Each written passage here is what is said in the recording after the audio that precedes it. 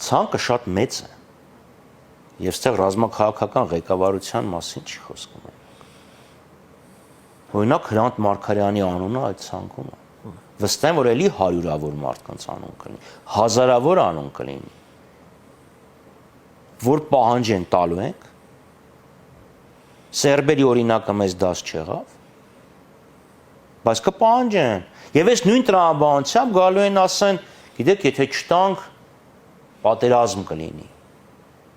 Կարող է իմ անունն էլ այդ ցուցակի մեջ։ Հա, եւ այստեղ արդեն Փաշինյանը եւ Ալիևը այսպես սպասելով իրար հետ խաղում են, որտեղ երկուսի շահերից է բխում, որ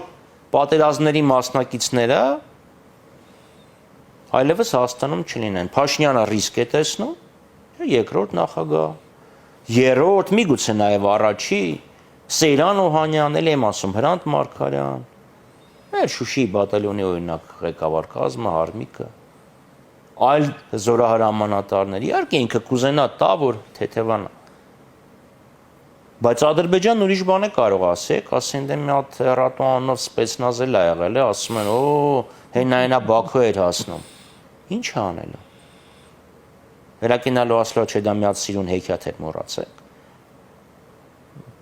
Կրկնում եմ, այս թուղթը խաղաղություն չի բերելու։